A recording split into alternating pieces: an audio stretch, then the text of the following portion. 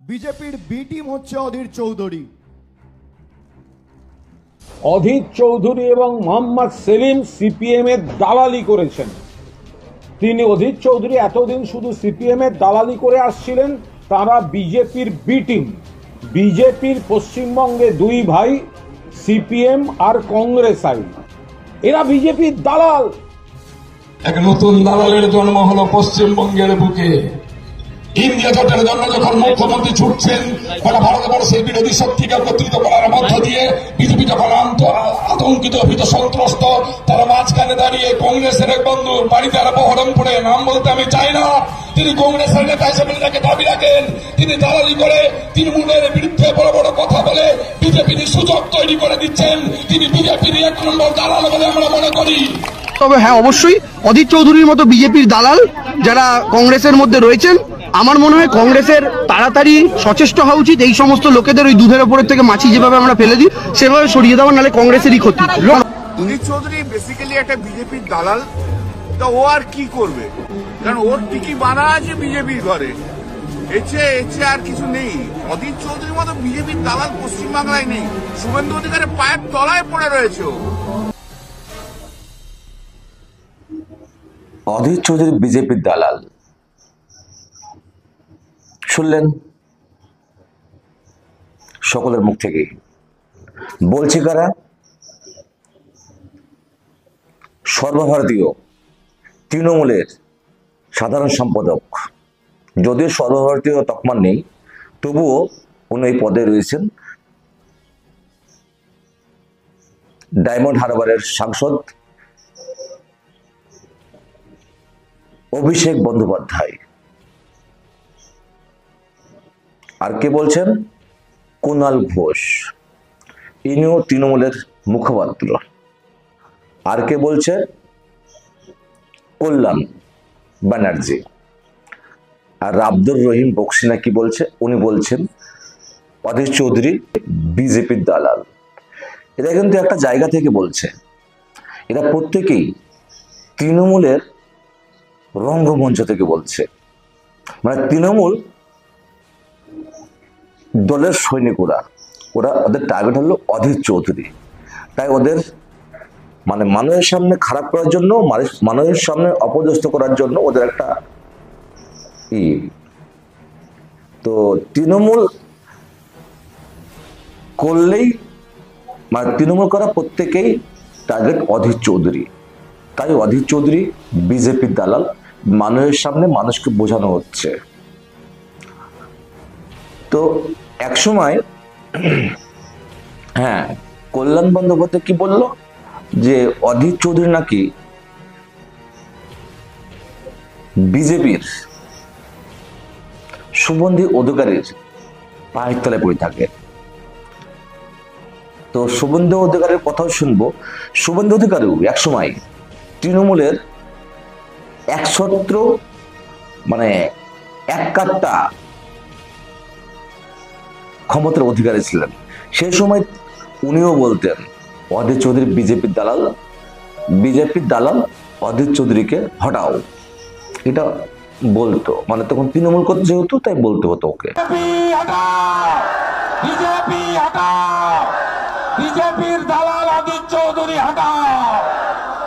জয় হিন্দ। তো ওনার বক্তব্য শোনাবো, তার আগে শোনাবো অধীর চৌধুরীর বক্তব্য।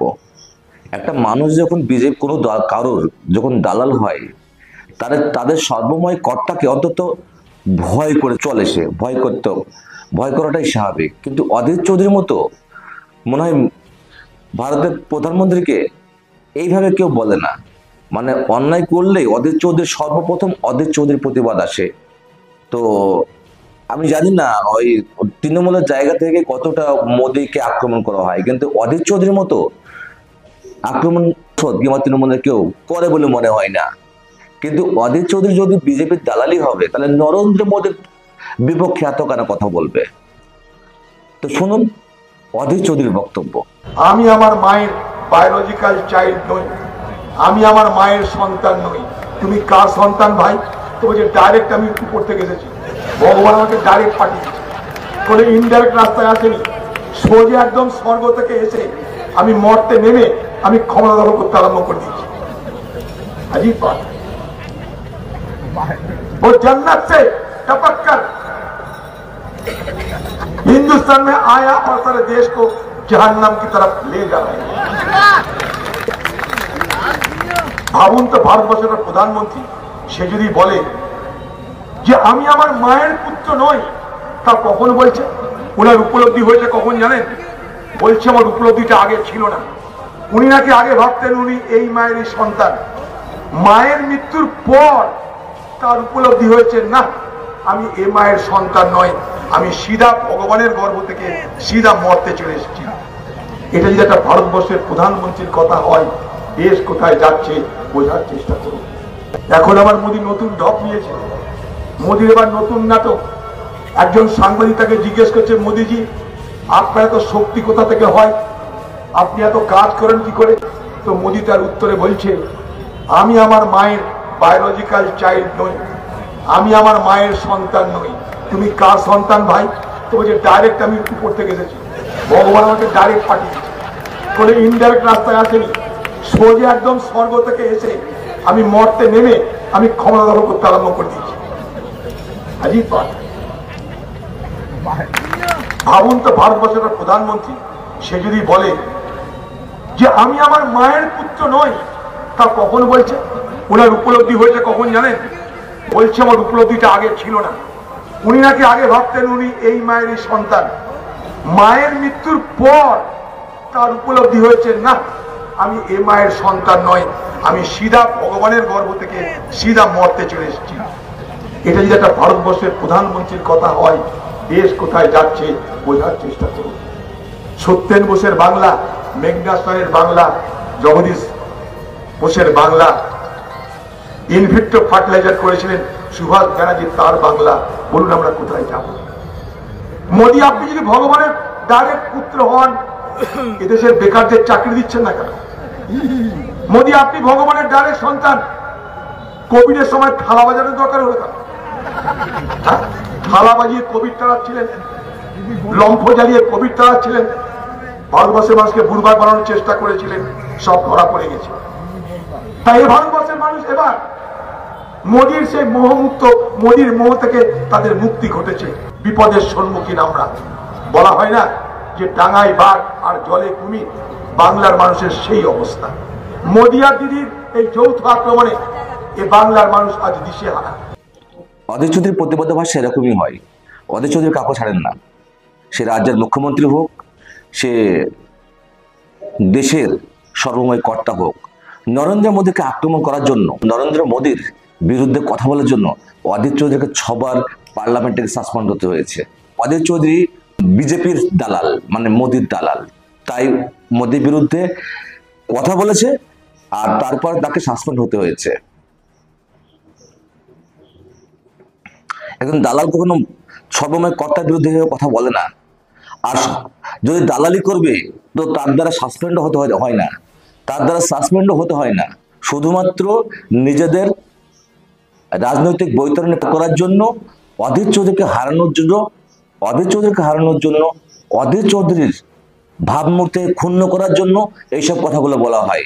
অধীর চৌধুরীর মতো মানে বিজেপিকে আক্রমণ কেউ করে বলে আমার মনে হয় না। তাই অধীর চৌধুরীর ভাষায় বলি, কান দিয়ে শুনবেন, চোখ দিয়ে দেখবেন। চোখ দিয়ে শুনবেন না, কান দিয়ে দেখবেন না। একবার ভালো করে ভেবে দেখুন, ভালো করে পাতা উল্টে দেখুন। বর্তমান ভারতবর্ষের সব থেকে প্রতিবাদী মুখ হলো অধীর চৌধুরী, যার জন্য অধীর চৌধুরী 2024 সালের টার্গেটে ছিল বিজেপি ও তৃণমূলের।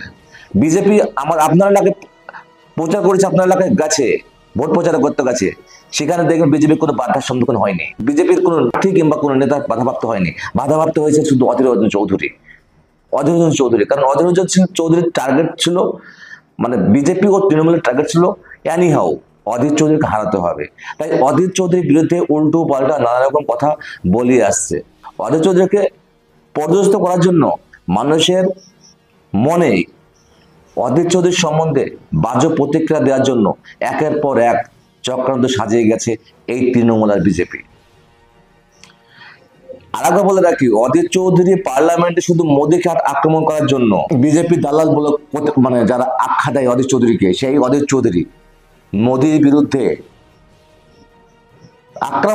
আক্রমণাত্মক বক্তব্যের জন্য সবার সাসপেন্ড হতে হয়েছে। মানে বিজেপির বিরুদ্ধে কথা বলার জন্য অধীর চৌধুরীকে সবার সাসপেন্ড হতে হয়েছে। যদি অধীর চৌধুরী যদি বিজেপির দালালি করতো তাহলে এইভাবে প্রতিবাদ আসতো না, আর তাকে সাসপেন্ডও হতো না। তো আপনারা একটু দেখবেন, ভাববেন যে আসলে কে দালালি করে, কারা দালালি করে। অধীর চৌধুরী অমিত শাহ নরেন্দ্র মোদীর চোখে চোখ রেখে বলে তারা রাবণের সন্তান, চোখে চোখ রেখে আঙুল তুলে কথা বলে অধীর চৌধুরী। বিজেপি দালাল অধীর চৌধুরী নয়, শুধু তৃণমূল মহলে যারা আছে তাদের ভাবনায় অধীর চৌধুরীকে বিজেপি সাজাতে হবে। মানে এখানে সংখ্যালঘু ভোটের একটা বড় পার্সেন্ট অধীর চৌধুরী পায়, এবারও পেয়েছে, 2024 সালেও পেয়েছে।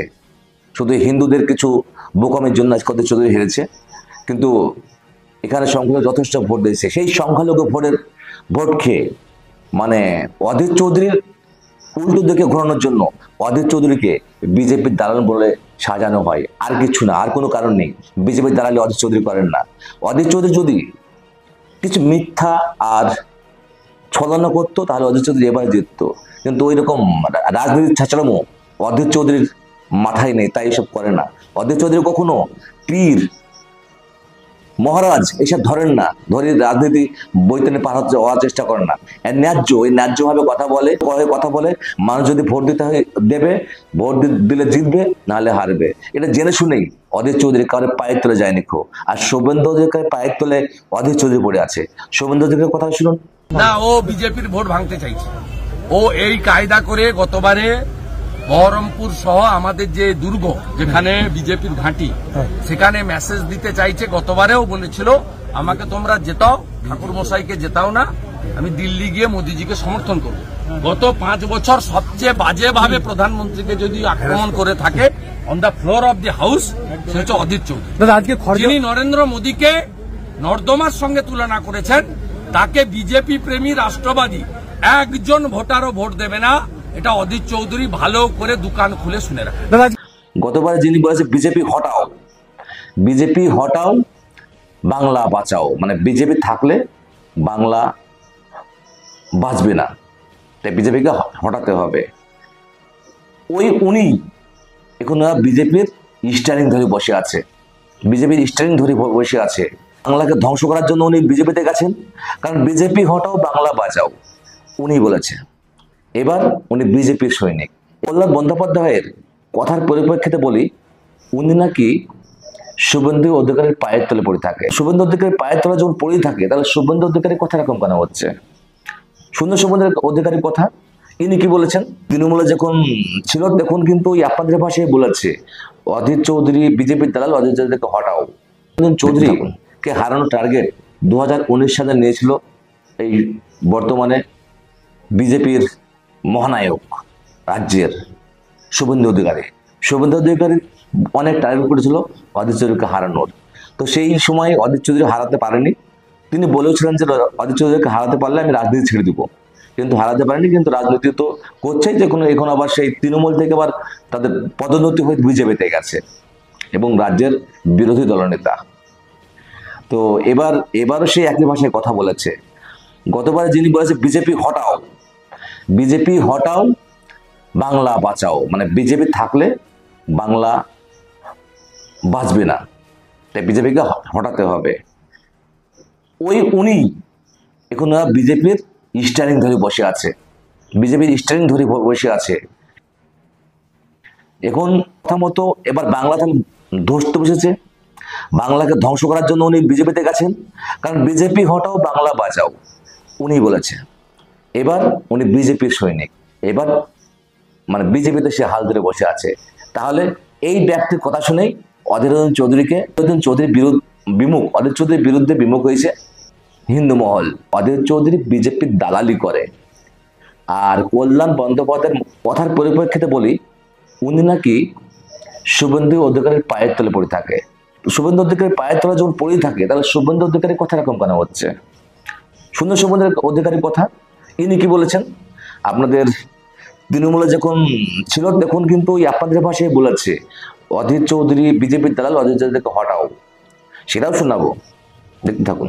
আপনাদের কাছে একটা কথাই শুধু বলবো, এই লড়াই সাম্প্রদায়িক বিজেপির সঙ্গে জননেত্রী মমতা ব্যানার্জির লড়াই।